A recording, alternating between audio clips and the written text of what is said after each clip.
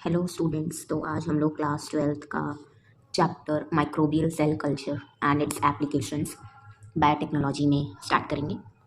सबसे पहले हम इसका इंट्रोडक्शन देख लेते हैं। तो in your previous class you have studied that microorganisms like bacteria and fungi are cultured to obtain a number of products which are beneficial for humans. यानी कि माइक्रो ऑर्गेनिजम्स जैसे बैक्टीरिया और fungi को हम लोग culture करते हैं beneficial products obtain करने के लिए फॉर द ह्यूमंस। जैसे इंसुलिन हार्मोन हम लोग बनाते हैं ना इकोलाई बैक्टीरिया से, तो डायबिटीज़ पेशेंट को ट्रीट करने के लिए काम आता है, तो beneficial for human being. Some of the common examples are antibiotics, ethanol मतलब alcohol and enzymes. With the advent of biotechnology and genetic engineering technique, microorganisms are also being used for production of recombinant molecules such as insulin, hepatitis B vaccine, growth hormones, and interferons. Interferons are the signaling molecules, we know that. No? Viral infection में microorganisms are also grown or cultured for production of biomass as the single cell protein एक example है। यानी कि micro organisms को हम लोग use करते हैं, यानी कि उसको कल्चर करते हैं फॉर प्रोडक्शन ऑफ बायोमास, कुछ प्रोडक्ट बनाने के लिए। एग्जाम्पल के लिए इन्होंने सिंगल सेल प्रोटीन दिया है। तो क्वेश्चन यहाँ पर ये बन सकता है कि माइक्रो ऑर्गेनिजम्स का यूजेस क्या है, तो कल्चर करने के लिए for production of biomass. And दूसरा, scientist culture microbes in their laboratories for research purposes. It is therefore very important to understand how microbes are cultured in laboratory or in the industry for production of various important molecules. इस chapter में हम ये देखेंगे कि कैसे हम लोग laboratory में और लार्ज स्केल पे कल्चर करते हैं। Next, a microbial culture works as a factory in which metabolism of an microorganism is exploited to convert raw material into product. Easy है। तो what is microbial culture? It is a factory in which metabolism यानी कि metabolism micro organism का हम use करते हैं exploit raw material को product में चेंज करने के लिए। There is maximal capacity for single microbial cell to convert raw material into product for in a given period of time. Given period of time में हर एक सेल की एक कैपेसिटी होती है कि वो कितना प्रोडक्ट प्रोड्यूस करेगा, बनाएगा। Hence, to produce a given amount of product within a given time, it is necessary to calculate the number of cells as well as the doubling time of a particular bacterium used in the process. हर एक bacteria या फिर cell का जो metabolism या फिर अंदर का जो प्रोसेस होता है सेल का, वो अलग अलग टाइम का होता है। तो हमें ये देखना पड़ेगा कि कितना टाइम ले रहा है वो सेल डिवाइड होने में और कितना प्रोडक्ट बना रहा है। तो नंबर ऑफ सेल्स भी हम लोग आगे चैप्टर में कैलकुलेट करेंगे, और डबलिंग टाइम क्या होता है ये भी देखेंगे। Like any other chemical reaction which require an appropriate temperature, pressure, pH and solvent. कोई भी रिएक्शन हमने पता है केमिस्ट्री में, तो हमने पढ़ ही रखा है कि अप्रोप्रिएट टेम्परेचर चाहिए होता है, प्रेशर चाहिए होता है, pH चाहिए होता है, solvent. Microbes are also grown in an appropriate environment of pH। यानी कि माइक्रोब्स को जब हम लोग कल्चर करते हैं तो उनको भी ग्रो करने के लिए अप्रोप्रिएट टेम्परेचर यानी कि इन्वायरमेंट हमें देना पड़ता है of pH, temperature, nutrients, substrate, raw material हमारा, जिसको बैक्टीरिया कन्वर्ट करेगा into desired product. This chapter deals with basic principle of culturing microbes in laboratory, large scale industrial production and their applications. An important point that should be kept in mind is that the requirement of culturing microbe on a large or industrial scale are different from culturing them in the laboratory. Laboratory में हम लोग small scale पर culture करते हैं, लेकिन large scale में यानी कि इंडस्ट्रीज़ में जब हम लोग कल्चर करते हैं तो वो लार्ज स्केल में करते हैं ना, तो जो कंपोनेंट या फिर रिक्वायरमेंट है कल्चरिंग की वो अलग होंगी, किसमें, लार्ज स्केल में और लैबोरेटरी। नेक्स्ट हमारा टॉपिक है माइक्रोबियल कल्चर टेक्निक्स। अब इसमें हम लोग एक एक कर what are the requirement in culture, तो ये देखते हैं।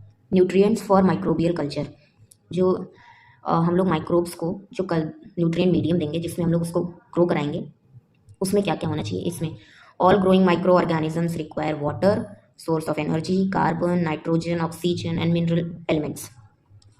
For culturing microbes on a small scale, such as in a laboratory, it is relatively simpler to devise nutritive medium with pure chemicals such as full of composition medium is known. मतलब कि जो culturing microbe है ना, जब हम लोग laboratory में करते हैं तो हम लोग अपना मीडियम जो है वो बना भी सकते हैं। Nutritive medium using pure chemical का यूज़ करके हम लोग अपना मीडियम खुद बना लेते हैं। Such medium are called synthetic media. अब क्वेश्चन ये पूछ सकता है कि व्हाट इज सिंथेटिक मीडिया, तो हम इस पैराग्राफ से और इस पैराग्राफ तक पूरा आंसर लिख सकते हैं, जिसमें यानी कि सिंथेटिक मीडिया मतलब हम लोग प्योर केमिकल का यूज़ करते हैं फॉर मेकिंग द मीडिया.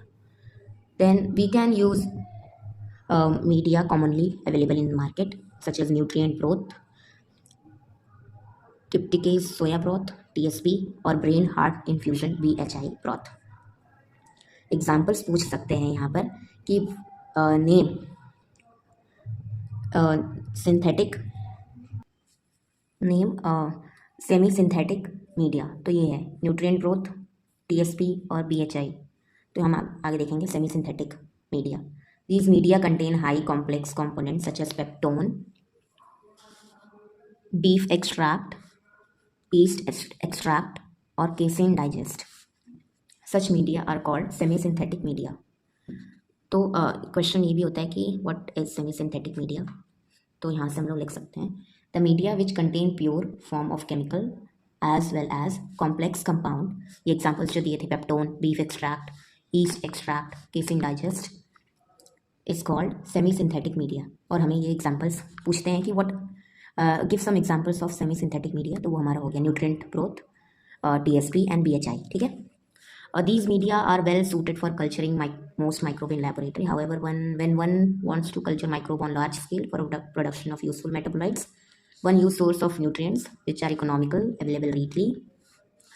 यानी कि जब हम लोग उसको लार्ज स्केल पे प्रोडक्शन करना पड़ता है कल्चर का, हमारे प्रोडक्ट का, तो हम लोग वो सोर्स यूज़ करते हैं जो इकोनॉमिकल हो, यानी कि पैसा भी तो देखना पड़ता है और वो अवेलेबल भी हो easily. In some cases this nutrient sources और रॉ मटेरियल में need a pre treatment before use.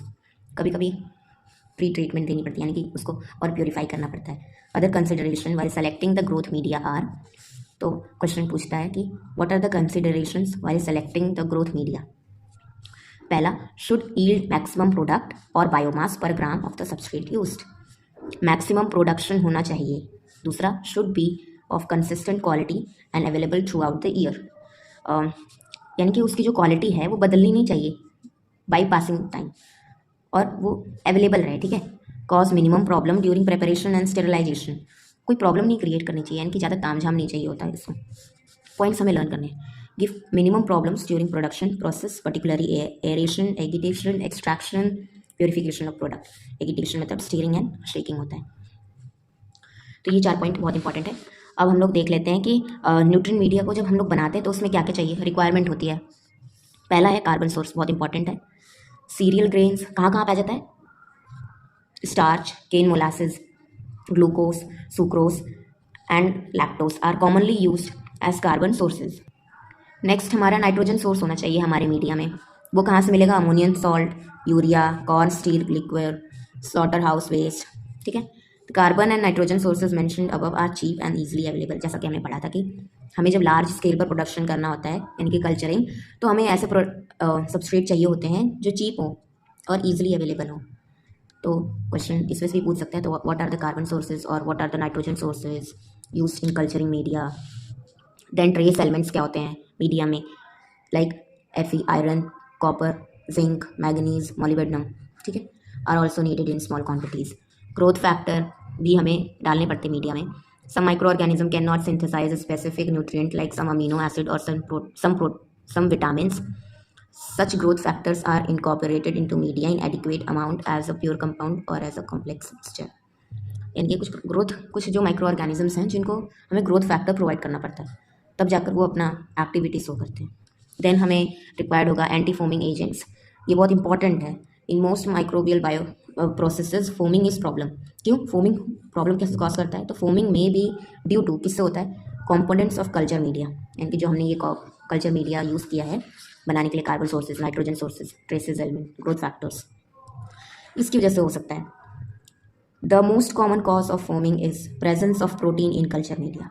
Protein की प्रेजेंस फोमिंग कॉज करता है. तब इसको क्या करते हैं, excess foaming denatures protein and provide hindrance to free diffusion of oxygen in media.